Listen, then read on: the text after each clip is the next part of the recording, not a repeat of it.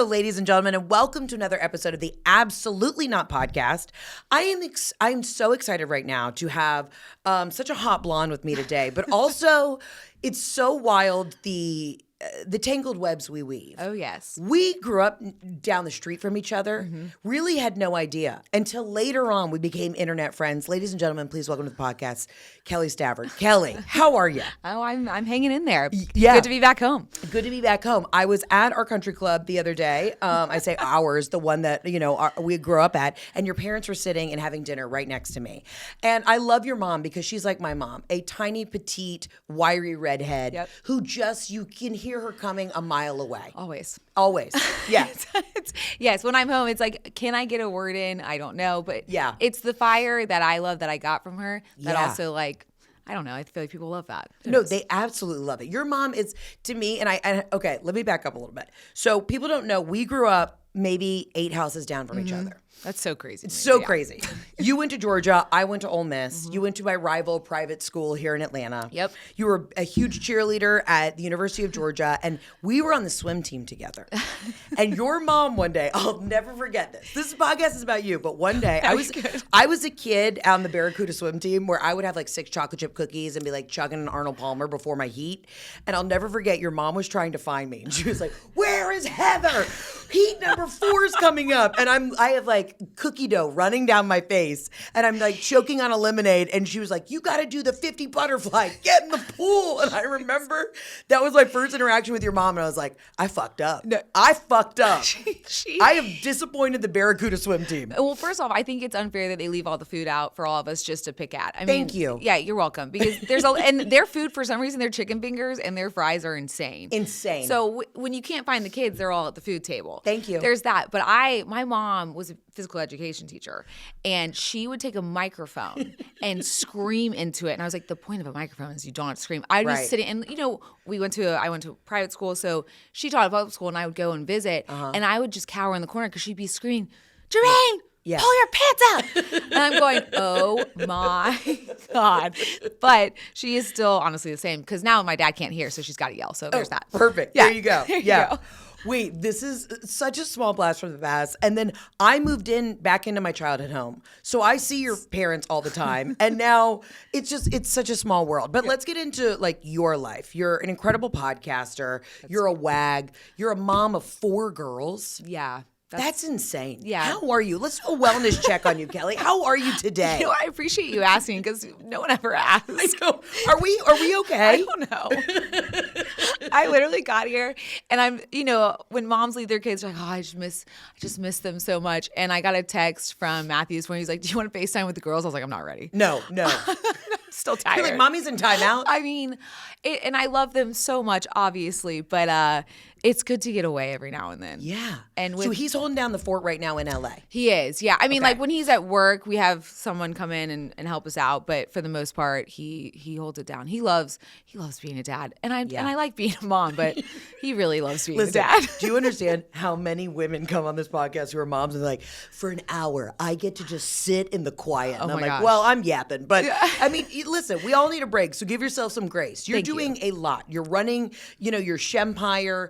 You're a wag. That's a full-time job. I have slowly come into this kind of wag world. And your new tour that you're doing right now is called the Cleat Chaser Tour, which I think is phenomenal. Thank you. But so for people who don't know, your husband is Matt Stafford. Yes. Who is the quarterback for the Rams. For the Rams. Yes. Took them all the way to a Super Bowl win, baby. That was really fun. That's a blur, but it was fun. I mean, I'm just like kind of in that world. I'm friends with a lot of like famous golfers' wives and now football wives, but that is a whole nother level of pressure. Yeah.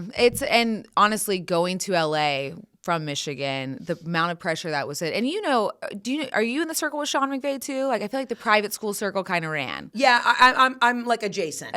Yeah. Uh-huh. So when we moved there, and it was immediately like, well, you got to win a Super Bowl. And no pressure. Yeah, no pressure at all. And I love that they're telling you, like, hey, just so you know, you Kelly, better win a Super Bowl. Yeah.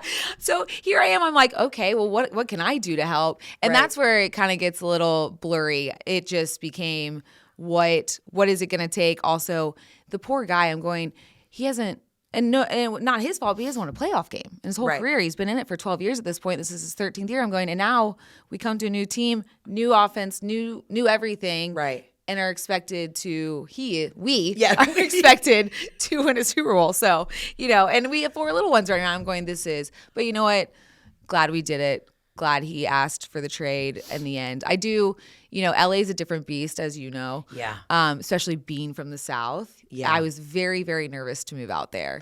It's interesting, though, when you get out to LA and you do find your good pockets of people from the South that are out there and they're all like, I got hot sauce on my face. It's okay. You know what I mean? Y'all sick of eating kale. I got you. Yeah. There, you do find your groups of good energy from the South. 100%. I mean, LA is filled with people from everywhere, which is nice. But the pressure far. to go out there. Yeah. Dude, not even in the sports world, that's enough pressure, but just to be out in LA, I'm friends with some of the Braves wives that are now Dodgers wives, and they're all like, I mean, you get dressed up for a Braves game, but out in LA, it's like if you don't show up with a full beat, if Makeup by Mario didn't paint you down to go sit in Dodger Stadium, you are a peasant. I mean, we talk about this all the time. The Rams, the stadium, it's literally for a scene. Yeah. People aren't going for the game. They're going to be seen. So people are dialed up head to toe, and I'm coming in looking like you've got a kid holding onto your leg like a koala bear. Yeah, I'm good. If I get my hair brushed for a game, I'm like, this is great. I look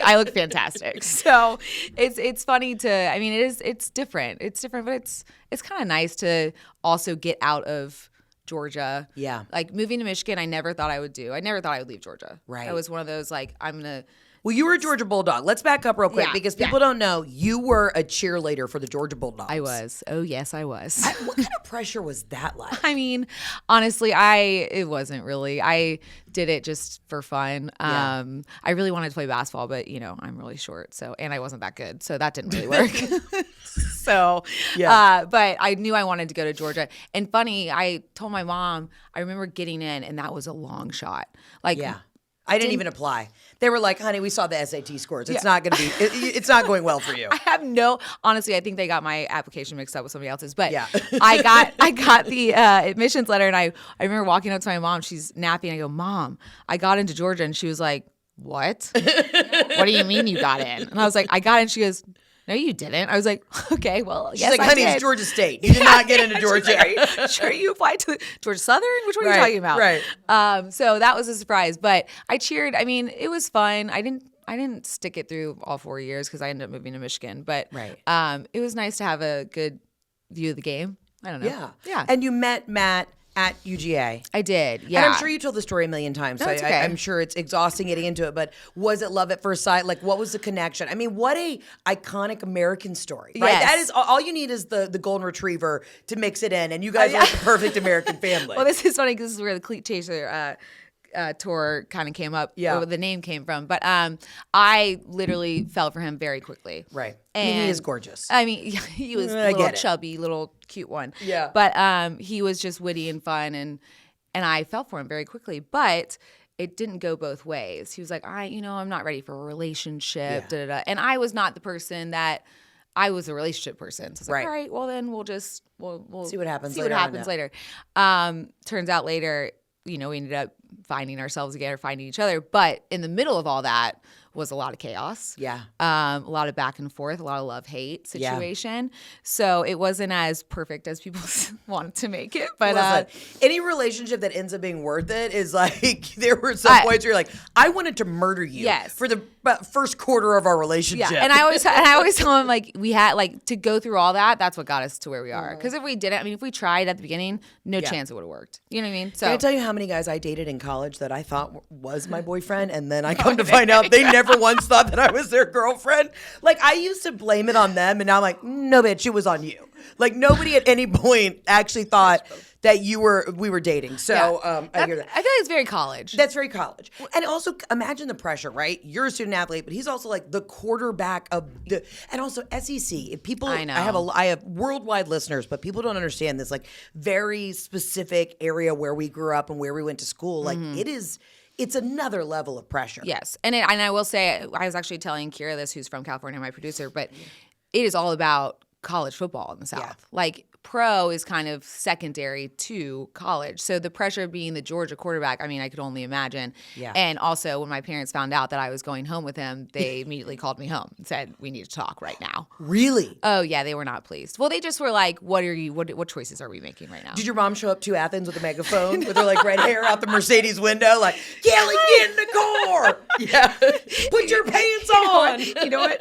I always knew I was in trouble when they were like, we need to meet at Duluth Diner. Duluth Diner. Yes. Iconic diner in the suburbs. It's like, right? So we would meet, and that was one of the conversations that we had to have. They were like, this is a bad egg. Yeah, Or we just feel like, what are you doing? They wanted to make sure that, I was making good choices in a way of like, they didn't know him. Right. They knew him as, and my parents are Georgia fans, so obviously they knew who he was. Yeah. And I'm sure my sister had the best reaction. She's like, all right, Kelly. Yeah. And my parents were like, get your ass home right now. Did your dad like secretly dab you under the table though? Was he like, all right, No. just tell him I've got a couple plays. If he like just slid a folder across the table at the Duluth Diner, he's like, just let him know I think this is better for the offense. It's like, Dad, no. I mean, I think looking back, he probably wish he did, but no, he didn't do Yeah. that. He was like, listen, we had other things to talk about, including Yeah. my grades too. Freshman year, Oh, yeah. everything slips. Your grades, your weight, everything just Your goes. underwear, they just Yeah, fall they just off. fall. You don't know where they are. They're usually outside of Boar's Head Bar if you're in Athens. But That's right. so you were cheerleading, you guys met, and then Yeah. he gets drafted to the Detroit Lions. Yes. And then so you move up to Michigan. Well, I honestly was like, this is probably over. Right. I was like, enjoy, like, Right. and I loved him, but I also knew he was going to play in the NFL and I was still in college. And that's when he really surprised me and was like, I really want a shot at this thing. And so asked me to move up, had to talk to my dad because my dad was not old Southern man, Yeah. not a fan of moving before a commitment. Did he take him to the diner? Actually, I think I love this idea. I want to go to the Duluth Diner tonight for a grilled cheese and just be like, I'm gonna figure out my next business plan here. I mean, great food. But no, he actually asked ATLien Athletic Club. Really? And he was surrounded by all of my dad's brothers. My dad has like 6 brothers. And he was like, can I talk to you for a second? And they all thought it was proposal. And he was like, no, I really just want Kelly to move up with me. And so Like, he had "No, to have I actually just want the milk. Yeah, I'm still yeah. again not buying the cow. I'm still not a relationship person yet, but maybe I will be after we live together. So there you go. And Oh it my took like gosh. 5 years. No way. Oh yeah, and that's fine. We were young though. I was 19 when I moved. I was a baby when I moved up. When there. I met my husband, we were together 8 years before we got a proposal, but people didn't realize, like, on date 3, I was like, so this is it? But we were still, like, kids doing the damn thing. And I was like, you're not going anywhere. I'm not going anywhere. Don't worry. Yeah. Like, everybody else wants to put an outside pressure and, like, timelines on everything. You're like, guys, I'm good, okay? It really, and honestly, the pressure got to me before him, and I was Right. like, listen, we got to do something because Yeah. I can't deal with it. Yeah. And he always had very level-headed, and he would sit me down and be like, all right, well, let's talk about it. And you're right. We were just like, what does it matter? Like, let's just take our time in this. Yeah. And we were so, like, again, so Babies. young. Babies. When Yes. I oh my God. It's like when I go back to, I was just at Ole Miss last weekend, I see some of my sorority sisters and they've got like 15 kids, but the kids are our age. And I'm like, and I forget that they had like candle lights. Did y'all have candle lights? Were you in a sorority? Yes. Okay, so you remember what a candlelight was? If a girl got engaged, you'd stand around in the chapter room and then you'd pass around a candle and then whoever got engaged would blow it out and they'd sing the song, go into the chapel and we're no, we did not. gonna get married. And I'll never forget, I was sitting in the chapter room and they were passing around. I was like, okay, maybe it's a senior. Maybe it's a fellow senior. And this like sophomore blew out the candle and I screamed, no! I was my like, you're ruining your God. life. Like, yeah, because it's a thing in the South. Some of these girls got married at 22. It's Like, crazy. so young. It How is. old were y'all when you got married? I think I was 25. Okay. And he was 27. And still, don't you feel like that's a baby age? Baby. Like, Baby. I honestly, if my kids are like, I want to get married at 25, I'd be like, it's a little early. Yeah. Like, Yeah. maybe we wait. Get your make braces sure. off first and then we'll talk. Yeah. So I don't know. You move up to Detroit. Yep. You're doing the damn thing. He starts his career there. Mm-hmm. Did you have your first baby in Michigan? I did. Or all of So them? I had all of them there. I went to nursing school, so completed that, and then went to be a nurse and got pregnant, or not got pregnant, went through IVF. Yeah. For my first 2, and which was funny because we put 2 in just because we knew there was going to be issues, Yeah. and the doctor was like, "You're going to have a better chance if we put 2 in." So we were like, "Okay, maybe it'll be twins." Yeah. Went in, there were 2, but they're identical. So one of my eggs split, and the other one didn't take, and I always say that was my boy. My boy said, I'm out. Yeah, your boy said, you know what? Yeah. I know that this is an estrogen dominant house. Yes, I'm out. And I'm just going to disappoint dad, so I got to go. So so you had the twins first. Yeah. Oh my which gosh. was a whirlwind. Yeah. But honestly, kind of glad they came first because if they would have come last, I feel like it would be so hard. Like would I just didn't know what definitely to have shut down. expect. Yeah. Yeah. Like if I would have ended with 2, I'd have been like, oh man. So it was nice that I got those 2 out of the way. How did your petite frame carry 2 twins? Not well. Yeah. I had tons of back problems afterwards, and everything stretches. Oh, so. yeah. Yeah. I mean, I've got a cleft palate pussy right now that I'm trying to figure out, and I haven't even had kids. Like the other day, my Skims thong went to the left, and I was like, this is a medical issue. I think I need to call Dr. Nelson Castillo and talk to him about something. But yeah, okay, so you have the girls, and then how old are your other girls? So they're 7, and then I have a 6-year-old who came pretty quickly after. Yeah. That was a surprise because again, we didn't think we'd get pregnant, and then a 4-year-old. Little girl too. Yeah. So they'll all be in high school together, which will be really fucking fun. Oh my gosh. Yeah. You think it's bad now? No, it's gonna be horrible. You're gonna have to get the megaphone. You need to call your mom. I know you can buy megaphones on Amazon today, but I feel like you need specifically your mom's old physical ed public school megaphone. Yeah. You're gonna be screaming at them. I already am. So that's tough. I mean, my husband's always like, just take a deep breath. I'm like, if you tell me to take a fucking deep breath one more time, I am here all the time. Yeah. They give me attitude. You're sweet little girls. Yeah. But they give me, it's a lot You of attitude. come home and daddy's hero. I'm here in the trenches. I'm making sure that we're not getting fingers put in a light socket so this house, this nice house doesn't blow up. When my husband tells me, calm down. Calm down to me, basically, you should just say, like, fuck your mother. Like to me, a calm down is the worst thing you can say to me. That's lighting a match under me. I'm absolutely. going, let's go. You want to go? You want to see calm? Yeah.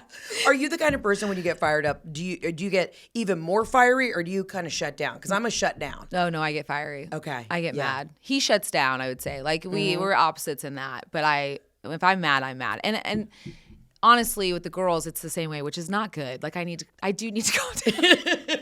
It's really hard with 4. No, it's a lot. Yeah, it's just at any point where you're like, maybe we overshot this. Oh, all the time. All the time. I always look at him like, I think we had too many kids.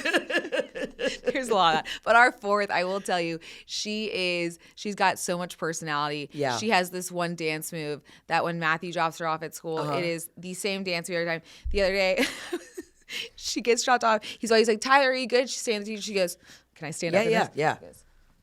I mean, and he just was like, "What are you doing?" World? And that's like her signature move. She's got a lot of personality, but she has to. She's like, "Hey, I'm here." Yeah, which is how I felt in my family. I'm like, I'm still here because my you brother. You have a lot of siblings. I have a brother and a sister. My brother, I feel like my brother's like 10 siblings because everyone's like, "Ooh, Chad Hall." Okay, so I got to tell you something. I don't want Chad to get upset when he hears this. Oh yes, I love. I'll never forget being at can I say what high school you went to? Yeah. A Wesleyan high school. Mm-hmm. Being at a Wesleyan, and I went to Greater Atlanta Christian School. We were arch nemesis. Yeah. And Chad was such a basketball star. But everybody in your family, except your sister's pretty tall. Yeah, my sister's like 5'5". Okay, so never mind. She's actually a midget. She's tiny.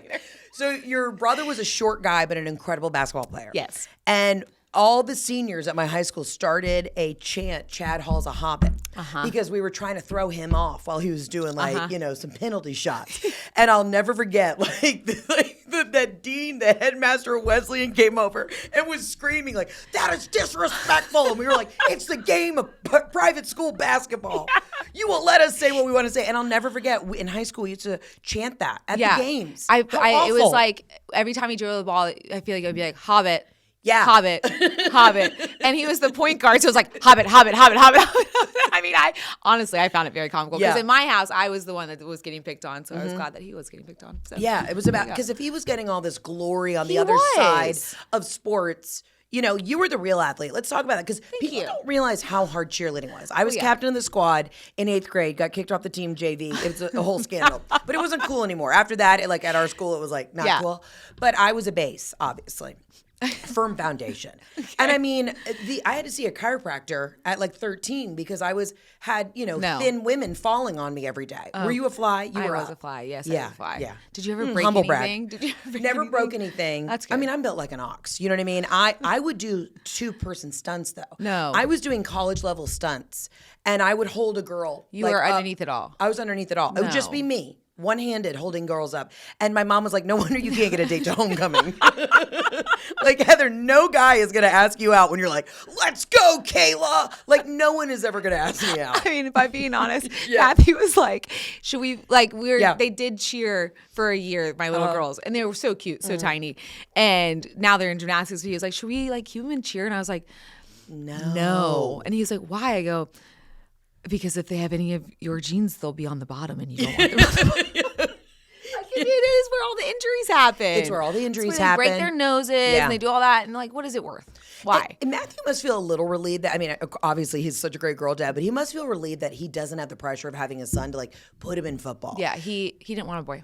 Yeah. Did not want one. Yeah. Wanted all girls. He got what he wanted. Perfect. I wanted all boys. God knew what he was doing there, though, because like my mom, I'm fiery, and I would be like, I would want my kid to be better than Matthew. And that's already pressure of a kid that's not even here. I mean, what was that pressure like coming from such an iconic sports family, then getting married into an iconic sports family, creating this family? I mean, what are the goals for the girls? Are we like, we're going to be the next Simone Biles? Are we sticking to gymnastics? What's next? You know what? No, I don't want to put any pressure on them, to be honest. Like, but it's in your blood. It is in my, and people don't realize, like, I played a bunch of sports, and I love sports. And that's why I gravitated towards when I dated people, men that played sports. Like, it's just a commonality. But I don't know. I just want them to do what they want to do. Yeah. I went through the whole, and I am like that. Fuck, am I like that? Like, they play soccer, and I'm like, can y'all do something? We have not scored a goal all fucking season. I'll tell you what, though, that the little, what do they call them, like little tyke soccer or whatever? I mean, what are we doing here? I know. No one's even making contact with the ball. It's so frustrating. Yeah. So I'm sitting there, I'm going, I think I looked at Matthew, I was like, I don't know if sports are a girl's thing. I just don't know. I'm just not sure. But I will say, going from Chad Hall's little sister to Matthew's wife, in that context for me, I was like, I lost myself completely. So I was like, well, who the fuck am I? I'm sure. What I mean? So how'd you find yourself? Well, I'm still working on that. Like, I cry alone in my car a lot during carpool pickup. There's a lot of tears on my podcast. I'm like, guys, I'm trying to find it. Can I tell you, though, it's so refreshing. And I know your audience loves it. I'll listen to my podcast back sometimes just to be like, quality control. Yeah. Make sure I don't sound like a total sociopath. The amount of times that I literally want to crawl out of my skin because I have a nervous breakdown. I'm just, 1 minute I'm laughing, the next minute I'm like, we're all going to be okay. And I'm like, who the fuck listens to this? No, they do, because everyone can relate to it, because everyone's doing it. Yeah. It's like a very happy, sad society right now. So there's, I mean, you also went, and if you don't want to talk about, by all means, we do not have to, but you also, like, you had done this big transition, you have all these girls, and then you had a really bad medical issue. Yeah. That was 2019. Yeah, they found a brain tumor. And you know what? The whole process was fine, but the way that they told me was horrible. Like, the bedside manner was really bad. Yeah. I didn't know what was going on, and I walked in, and this lady at UCLA was like, so this is your brain tumor, and we don't think it's cancer. And I was like, and I blacked out. I was like, what? I had no idea. Like, I just thought I was having vertigo spells. Yeah. Getting old. I don't know. Yeah. So yeah, went through that. Hunter was about, I think, 3 months. So my third was about 3 months old when I got diagnosed. So you're freshly postpartum. I'm sure, too, you probably, like, not knowing the signs, you're probably like, well, I also just had a baby. Like, it's another hormone imbalance. Yeah. Little do you know you have a brain tumor. Yeah. And that was scary. But I will say, I was just glad it was me. Yeah. I think I'm better at I don't think the caregiving part, like, I see myself as the caregiver every day. I'm not that fucking good at it. So I'm just glad it was me that was going through it. And, That's also, can I just say, such a fierce thing to say, but also such a female, like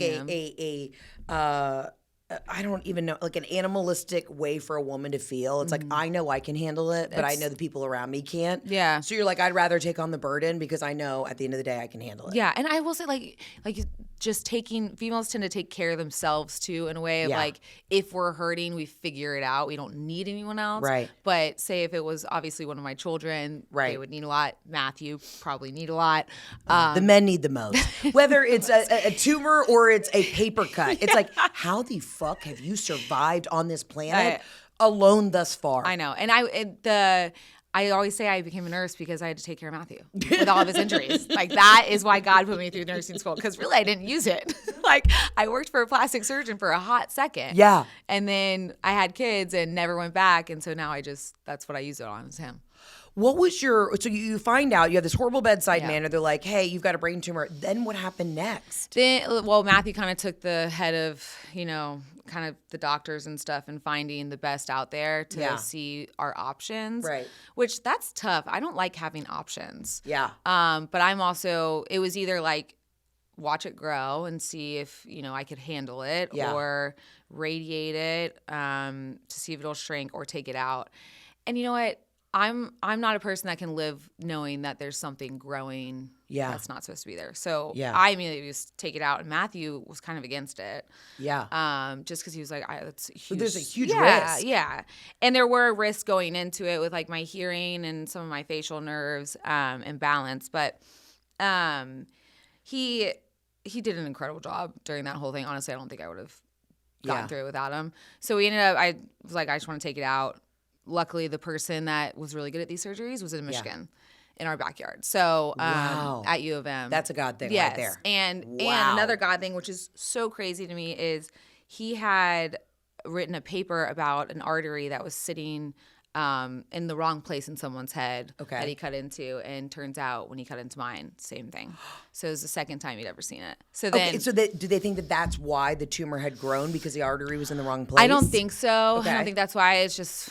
It was just there. But they had to find a different route. So the surgery was supposed to take 6 hours. It took 12. Oh, my God. So it was – and meanwhile, Matthew has this, like, little pager that's like, hit a roadblock, expect longer surgery. And that's all the updates they're getting. And my family, high anxiety. Leslie's in there probably just writing on the walls, I don't know, trying to figure it out. And she's like, what did it say? What did it say? He's like, don't worry about it.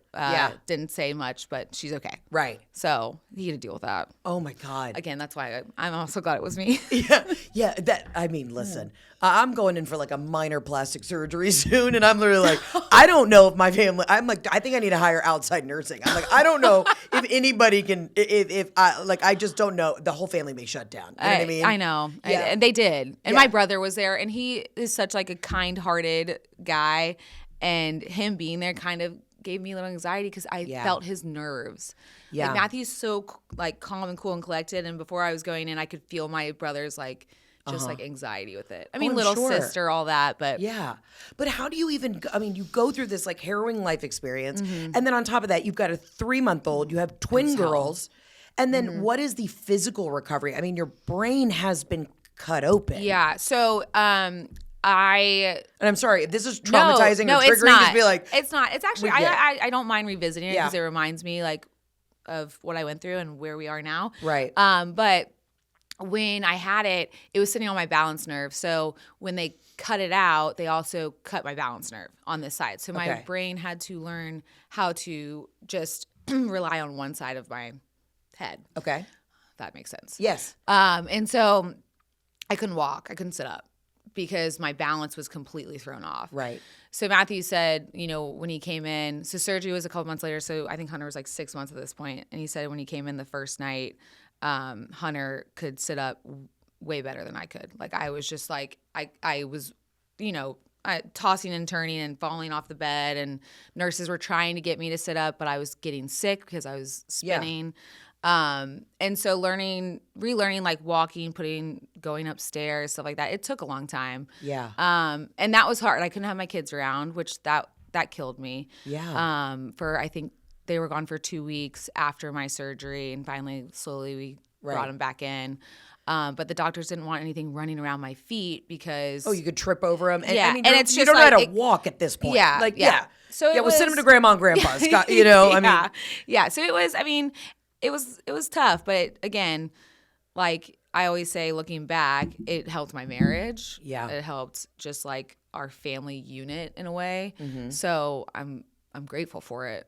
I mean, what a glass half full approach, though. Like you go through this harrowing, scary moment in your life, but when you come out the other side, you're like, when you're able to have those moments of like to be able to absorb the blessings that came out of it. I mean, that's wild. And it's because there was obviously a good outcome. I say that I know there's a lot of people fighting things that aren't getting good outcomes, and it's hard to look at it positively. But luckily for me, it was, I don't know, it was good. Yeah. So, yeah. So then when did you start, when was your jump to California?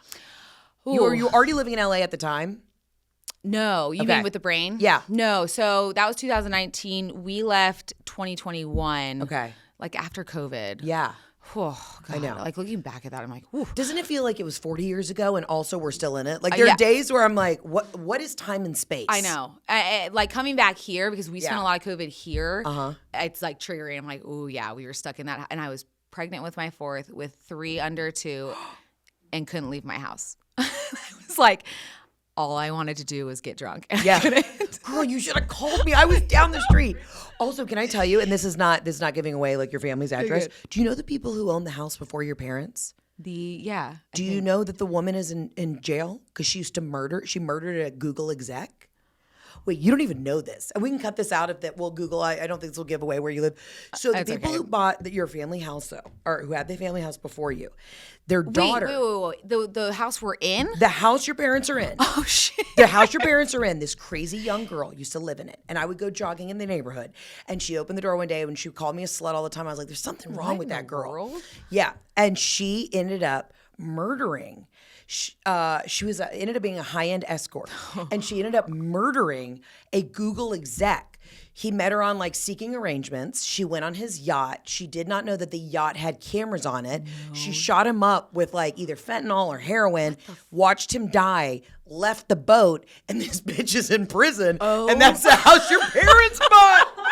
Wait, I can't believe I've never told you this. No wonder they got it for a steal. Yeah, they did. Wait, what? And so, I was walking by your parents' house the other day and they're painting and I was literally thinking about, I was like, the last time I was standing like right here, like 15 years ago, this crazy girl who ended up becoming a murderer. Wait, I can't wait to tell my parents. So if you felt a weird energy in the home, I want you to know it's because a serial killer used to live there. Did she own the home or did her mom own the home? I wonder her parents own the home. Oh God, am I sleeping in her room? No, you may have been. But she also, remember that club in Atlanta called The Masquerade? Yeah.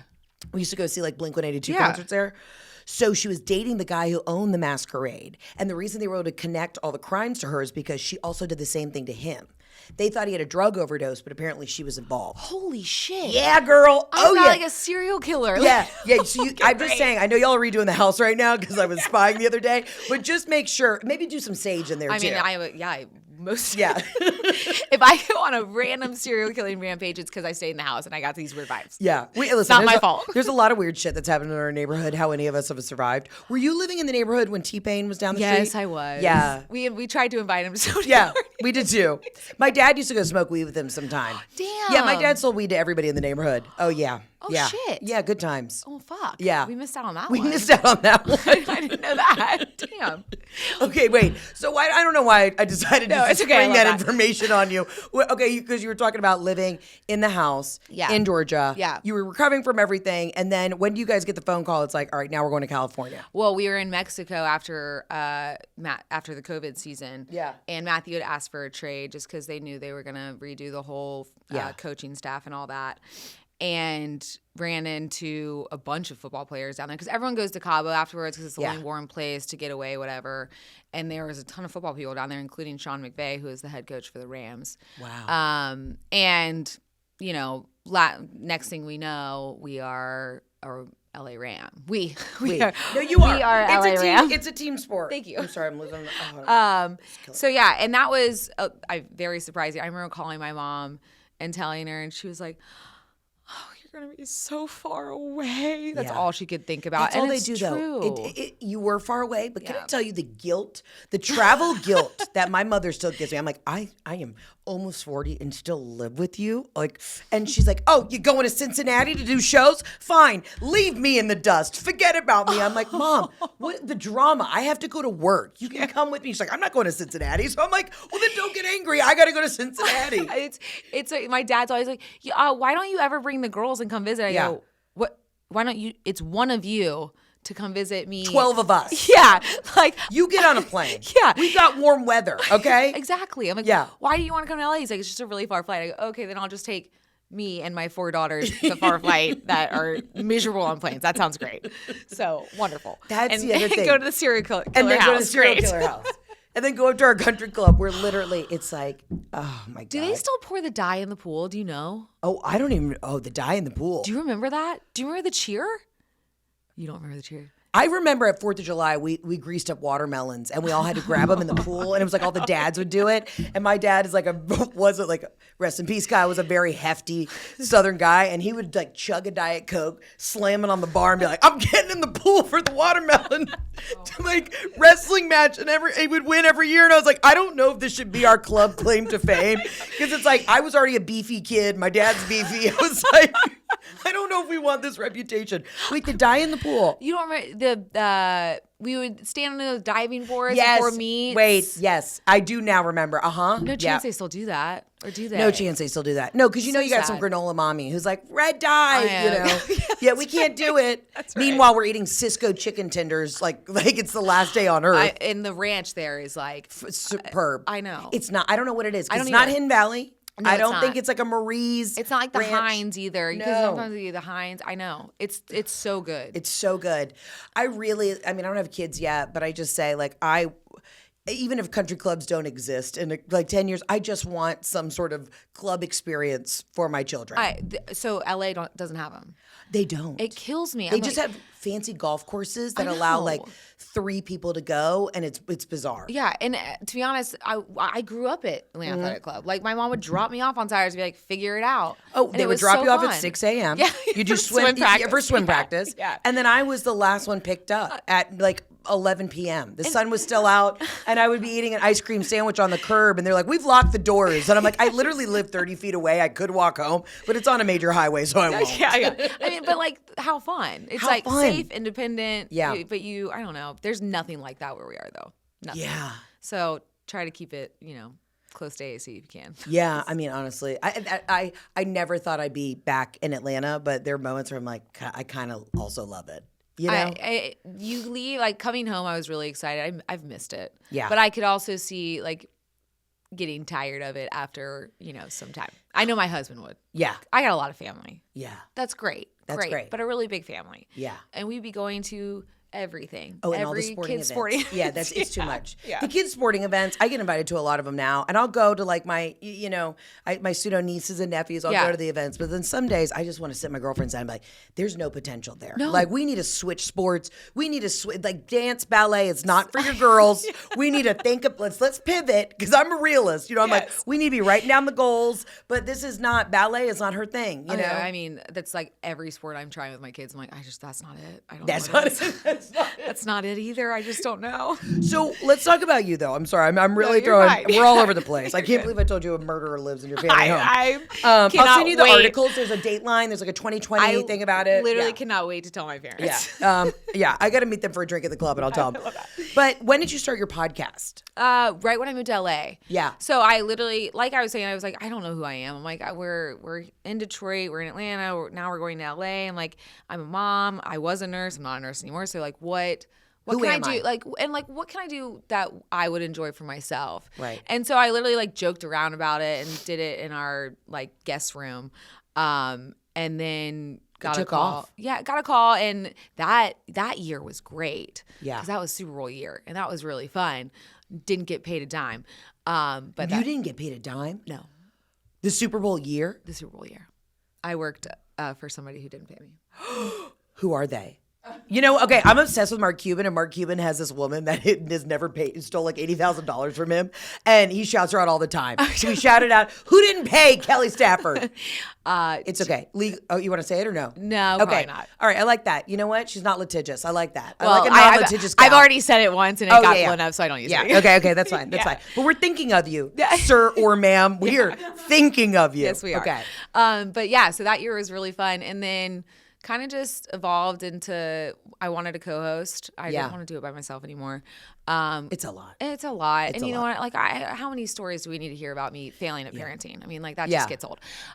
So brought in Hank, who is my gay bestie from Michigan. And Amazing. We just do it, remote, and we're touring right now. So it's fun. That's great. Yeah. And do you actually record the morning after the games? So, I have two podcasts. I have a podcast called Time Out, which is all football. Yeah.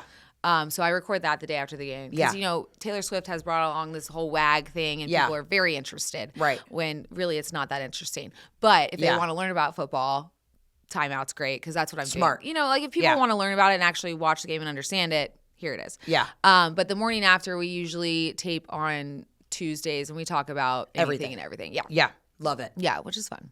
Is there a pressure in the WAG world? I'm sure you must deal with, excuse me, like if a game doesn't go great. I mean, do you even look at your DMs? Because I'm sure that there's some sort of parasocial relationship where people are like, well, she's sleeping in bed with him at night. You need to tell him how to fix the squad. You're like, guys. It is unbelievable. And it's that, and then it's fantasy, their fantasy teams. And I'm going, I don't fucking care about your fantasy. I am mortified by grown men in the fantasy teams. I know. It is wild to me that has gotten that big. But you know what? I guess it's brought more fans to it, whatever.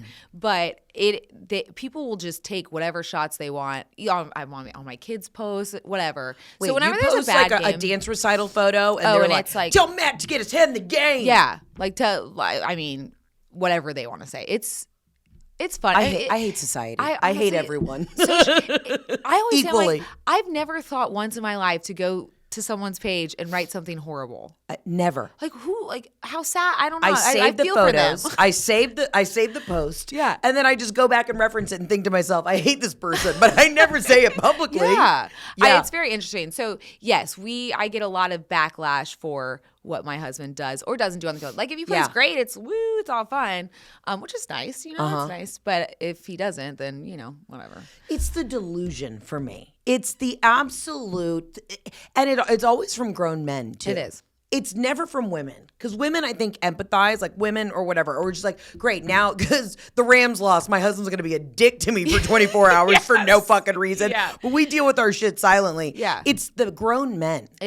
Which is alarming. I know. The games, though, in general, I feel like people at the games, at LA games, aren't there for the game. So they don't really know what's going on. So if we're playing bad, it's really not that bad. But in Detroit, it was, if we were playing bad, like booing the hell out of, and they're throwing a MD-40, like they're throwing a malt liquor bottle at you. Yes. I'll never forget. I just played Detroit like last year, and we were leaving on a Sunday, driving through downtown Detroit, and the stadium's right there, and everyone's tailgating. And I saw just like, it was literally a guy at a bag of Taco Bell and like a big thing, a 40 of oh God, I'm so brain dead today. A 40 of what's the Miller Lite? No. What am I thinking of?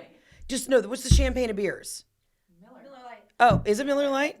Miller. Yeah. Oh, God, Let me take two. This guy had a Taco Bell bag and just like a giant 40, and that was like his pregame. I was like, it's not like being in the Grove at Ole Miss. On the back of a truck, it was just like, I'm gonna eat 15 Gordita Crunch Wraps. I'm gonna chug this, and we're gonna go cheer on the Lions. We're gonna go shit ourselves in the stadium. That's all I can think about. God. I don't also know how these guys do it with the white pants. No, I mean, I would be shitting myself. I get nervous diarrhea before a show. I don't understand. I also don't understand the white pants. No one looks good in white pants. No one. And you know what? Someone asked us on our timeout. They're like, "How do they have no lines? Like, where is their underwear?" Because a lot of them used to wear like the what are they called? The jock straps. Yeah. Well, and I was thinking, I was like, "That's a really good question." I looked at Matthew. I go, "What do you wear?" He goes, "Compression shorts." I was like, "Oh, yeah, that makes sense." I mean, very easy. I was like, "That makes sense." He goes, "I go, do you wear them to, like, suck you in?" He's is that like your Spanx? No. He's like, I'm a Super Bowl winning athlete, bitch. I don't have a fupa, okay? I just be like, is it Skims? Is it? What are you wearing? Version? He's like, I've got a cup so I don't lose my nuts. And if you think about it, all these poor linemen and stuff who are like, what? Yeah. Don't put them in white pants. Don't put them in white pants. I know. Well, I mean, how many times were you cheerleading in junior high and somebody shit themselves? You know what I mean? You're like, oh, Justin, got to hit the locker room, bud. It happens to the best of us. I know, it really does. It really does. Do you have any nervous things before a game? Do you have your own like pre-game ritual where you're like, all right, I definitely put like pink bows on the girls, or I meet a certain granola bar. I could give a fuck what Matt does before the game. Well, I want to know, what do you do to get your head in the game? You know what? I think I've run out of every superstition, and I ran out of all of them in Detroit. So, honestly, now I do get nervous. He's just older. Yeah. So like getting up from hits and stuff like that. My daughters have started to notice that as well, which their emotions are in it. My older too. And so really, I get them ready. It's so funny to me because, not funny, I love this for these girls, but they all do the get readies with me, all the wags, you know, and they're getting their hair and their makeup done, and I am literally just trying to get to the game. Like you know, you got to rev up the school bus because you've got too many sprinter. kids. Yeah, I'm like, here we go. But I don't know. I love that for them. And if I was 10 years younger in it, maybe I would do it because it's more of like a social media trend, whatever. But I literally just try and get there before the game starts. Yeah. If it's a night game, I tailgate, which is fun. I try to, like, I did not drink the whole Super Bowl year. I was too nervous. I couldn't do it. I would have been too nervous too. Yeah, I couldn't drink, couldn't eat. I weighed 5 pounds. It was gross. But you're just shutting down. You're like, I mean, people don't get it. When you're really nervous, no, I can't. You put a French fry in your mouth and it just falls out. You're like, you lose motor skills and like ability to chew. Yeah. And actually the Super Bowl, half the game I was in the hallway. I couldn't watch. And my mom laughed. She was like, we paid a lot for that suite and you didn't really watch any of it. I said, we Mom, we paid a lot for that suite. You mean Matthew? We did. Yeah, you mean we did. Yeah, Matthew and I. Also, I'm sure you get the phone calls. Hey, my third cousin that you've never met wants to come in the suite. And you're like, no. I need to see an Ancestry.com link. Yeah. I will say now that he's early on, I used to let a lot of people in. Now it's like, I will get you tickets, but I really reserve the suite for like family and just people who I know very well because I am in a different place on game days and I don't want to entertain. Yeah. I also, when the people who are in the suite know not to talk to me when we're on offense. Like that's just a thing. Just don't ask me questions. Don't ask me to do anything when he's in the game. When he's not in the game, fine. But the suite is kind of reserved for people I don't have to entertain. Yeah. Which is nice. I don't blame you. That's and a lot. My kids. It is a lot. But no things before the game, really. To be honest. Yeah. Interesting. You know, I mean, I'm so lame before my shows. People think, and now that you're touring, what do you have your own little like what settles you before you go out and do a show? Because I'm lame before a show. People think that I'm like ripping shots, I'm partying. I like listen to cocktail jazz and I do my makeup. Do you? Oh, it is so lame. But then I listen to like a couple hype songs right before I go out. But you can't entertain before you have to entertain. Like I don't let anybody backstage beforehand that's not a part of like my team. Like I don't even like with my agents and managers. I'm like, guys, get the fuck out of here. I don't want to talk to you. Y'all are like, get out. I've got to like get ready to go do my job. And then after my job's done, we can kiki till the cows come home.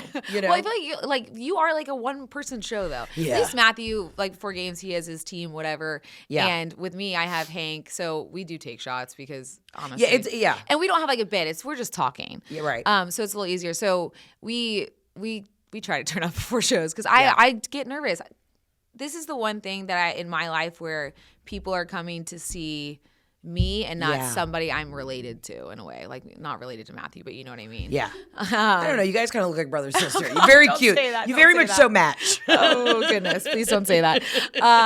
No, don't. I'm not gonna look at Ancestry.com. Yeah. But yeah, so it's I don't know. No, there is a pressure there. Yeah, there is. But it's a different setup. So at the shows, it's live podcasting. Yeah. So you're just like letting it rip on stage. But yeah, you've got a buddy. Like it's really nice. It's great. I mean, I would drink too. If I didn't have to have the stamina of dancing across the stage for an hour and a half, then that would be different. After the shows, I let loose. Yeah. But that is interesting that you said that. It's like the pressure is on because now people are coming to see you. Yeah. And that's got to be a cool feeling. It's great. It's great. It honestly feels finally like I've found something that I can call my own and just be proud of in a way. Not that I'm not proud of other things that I've done, but it's nice. And it's so nice because Hank is a what do you call him? Reporter. Newscaster. Yeah, journalist. Newscaster, whatever that is. And so he very much can run the show a little bit. And there's nothing better when somebody knows how to run the show. So much like he did last night. I ran a show last night. Yeah. When somebody else can run the show and you can sit back and then just like be funny or like chime in and there's nothing better than somebody who can run the show. Yes, it's nice. So I tend to probably have a little more cocktails than him because he has to actually more so focus than I do. But that's great. And what are the audiences coming out? Do you feel that it's a lot of people from a sports community? Is it a lot of women? Like what's the vibe and the energy in the room? It's definitely women. Yeah. And it's definitely Isn't that refreshing though? Yeah, it's so nice. Great because I'm sure when people come to the shows, because I have a lot of gals that come to my shows, but it's like you're saying all the things that they're thinking and feeling, but it's in like a safe space where like I can drink a bunch of white wines, we can talk some shit. Yes, it is. It's so like there'll be a few males in the audience that will maybe like pick out or whatever, but other than that, it is full on female, and it's usually like people around our age. Right. Hank's 50, but we still think he's my age. But people around our age or moms, and so we just honestly shoot the shit about fucking kids, and we love our kids, but we also we don't like them sometimes. Listen, I don't like my husband most days. Yeah. My whole family's driving me nuts. I'm on a text chain with my sister today. Like, are you going to be a bitch for Thanksgiving? Yeah. Or are you coming in with a good attitude? It doesn't matter. Yes. Everybody is just trying to get through the fucking day. And I feel like when you have someone standing out there talking about how they don't like their kids all the time either, you're like, oh, thank God, because neither do I. And it makes you feel, at home. So that's good. I will say the amount of gals that DM me in the same breath, they're like, can't wait for you to be a mommy. Also, I just need to tell you that I'm going to lose my mind and I'm about to drive this van off a cliff because my kids are driving me nuts. I'm like, well, which one is it? Because I don't know if you think I'd be a great mom or if I too am going to have a nervous breakdown and drive my kids into the Chattahoochee. You'll always have those thoughts. Okay, great. No matter what. You do have to wonder why there's so many episodes on the Oxygen Network or like Women's Network of Snapped where it's always a woman in a van drives the kids off a cliff. Oh, God. It's never the dad. It's always the woman. I'm a little worried about you driving to the Rams, the SoFi Stadium in the Sprinter. It's just Hunter's in the back saying something. You're just like, you just drive off the PCH. I'm not going to lie. There might be sometimes I hit the brakes a little hard on purpose. And I'll turn on like, sit your ass down. My mom, God, do you remember like back in the day when we weren't even like in seatbelts, right? My mom would just be at a light, just hitting us, just beating the shit out of us. I deserved it, I'm sure. It's the difference though now with parenting, and I will say like I tend to go more old school than new school. I'm not necessarily a gentle parent by any means. Yeah. I don't think my kids would listen React to me. to it. I don't think they would. I know some kids do. I'm not judging whoever gentle parents. But that is not me. I take very much after my mother, and my mother is She's got the feisty redhead. Yeah, dude, you need a PA system in the house. I miss PA systems. Nobody has it. Oh my God, the intercoms on the walls. Intercom. I need that. Dude, having an intercom, we got ours taken out of our house, but having the intercom when my mom was like, get your ass down here. The laundry's starting to mold. And you're like, I just put it in the washer. It's like, the washing machine stopped 10 seconds ago. Your clothes are going to be smelly. You're going to have no friends at school. And I was like, all right, bitch, I'm coming down to change the laundry. My God, get off my dick. I also feel like we moved into the new house and we had an intercom. And I was like, we have made it. Yeah. This is incredible. You were so new money in like the early 2000s if your family had an intercom. And then you realize you fucking hated it because your mom would come over the intercom in the morning. Get out of bed. You're like, God bless. Yeah. Just screaming. I wish I had one though. Maybe we bring those back. Honestly, like I get on the Nest and I go through. It's a pain in the ass. Yeah. There's like a little Nest camera and you can talk to him. That's how I wake him up. Matthew can't stand it. He's always like, can you not walk upstairs and like, hey girls, good morning. Good morning. So he's gentle parenting, even though he's a beast on the field, and really like, get your asses up, girls. I'm yelling. Yeah. I don't have time to walk up there. I'm making breakfast. I have their lunches. Yeah. And he's like, I mean, it takes 5 minutes. I'm like, okay, you know what? Fuck you. Yeah, fuck you. But I love you, but fuck you. My husband constantly says, he thinks it's so funny. We don't even have kids yet. And he's like, I know I'm going to be the fun dad. You're going to be the mean mom. I was like, oh, fuck you. I was like, I'm going to be so fucking fun. I'm going to be at every, Harry Styles concert or oh, hell yeah, whatever they're into, Blues Clues. You don't even know, Jeff. Yeah. I just speaking of concerts, recently went to Taylor Swift, took the kids. Oh, because you went to the New Orleans or went to New Orleans, which I haven't been to New Orleans in a long time. That was a nice, return. Yeah. That concert was insane. Insane. Have you been? I went to Swift in London. And it was It was awesome. Yeah. Yeah. But taking kids to concerts, that's it's a whole nother ballgame. It's a lot. Yeah, what is the dynamic there? I mean, she was very kind to us and we were in that little family area, but wait, hold on. I'm so sorry. You were in the family area? Let's just say, yeah, I would say like the football connection. Matthew was there. Yeah. So that helps. Oh, duh. Of course, right. But you're in the VIP. We were, yes. Were you there the same night as? Oh no, did Hoda and Jenna? They went to Florida. right? Or did they go to New Orleans? Yeah. All right. So you're in the VIP set. We did. So that was nice. So the bathrooms were close, but I was thinking like, I mean, that's the bathrooms are closed. Shut the fuck up, Kelly. You were hanging out with the Miss Swift's parents, okay? Sorry. The bathrooms were closed.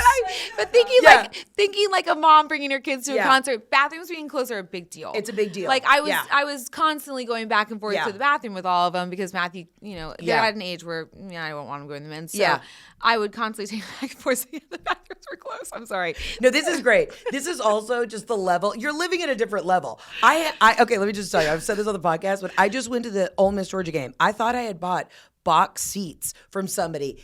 I was in the Georgia student section. I'm up in Gen Pop, and I was like, we're walking up to the top of the stadium. I go, what are we doing up here? I thought we were like in a box on the field for the price of the tickets. And I was like, wait. Mama doesn't do Gen Pop anymore. I was in the elements. So the fact, and even when I bought the Taylor Swift concert tickets, everyone's like, oh, you must be in a box. I'm like, bitch doesn't know who I am. No, I am. I mean, I had great seats. I had great seats. But I don't know about that though. Who else was in the box? Can you say? Yeah, Ryan Reynolds and Blake Lively. Chill. Cool. They were very, very nice. Matthew talked to them more. Again, I was like, I don't know. I also love Taylor Swift, so I was in the concert. Yeah, you're in it. You're in the zone. PETA from Hunger Games. Oh, yeah. Do you remember PETA?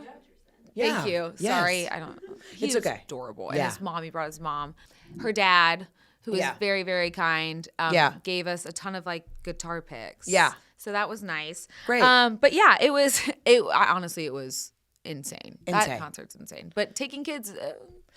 And again, we were very privileged in that moment to be sitting there, so it made it easier. I couldn't imagine, like, that has to be a lot on parents. Can I just ask one last question about the Taylor Swift concert? Is there free white wine in the VIP section? There is. Okay, damn it. Let me tell you what. Okay, you don't understand how much money I spent at Wembley Stadium on a souvenir cup. And then I was also pissed because they didn't have any. They had ran out of extra large merch T-shirts. And I go up and they were like, nice, sorry. All the big girls already got them. And I was like, cool. All right. Yeah, I'll buy them bootleg off Etsy. Thank you. Okay, Kelly, you're on tour right now. You have a big show coming up towards the end of the year in New York. Tell everybody where they can find you. I am so excited. You're doing these podcasts. You're doing the damn thing. And you're on the road. So where can everybody find your last show of the year? The last show is going to be in New York at the Stand. So fun. Yes. Great club. December 21st. So great. So Christmas time, fun in New York. And then you can find us. It's the Morning After Media, I think, on Instagram. And then I'm KB Stafford 89. So hell yeah. It's fun. And honestly, I've so enjoyed watching you just blow up. You're so sweet. It has been so I fun. have put on weight, so yeah, we are there. And I did look at your show in LA, and I will be going. Okay, yeah, I got your tickets. You know what? All the white wine you want. VIP to the Heather McMahan show at the Orpheum. It is downtown. It's a vibe. But I will, yes, VIP. So I want you to compare. We'll bring you back and we'll see the Taylor Swift experience to the Heather McMahan Bamboozled tour experience. I would love that. I think I know where I'm going to lean. Okay, so great. We're good. Okay, great. Thank you for being here. Thank you. We'll see you guys on the next episode. Ciao, Bella, Arrivederci, and love you, mean it.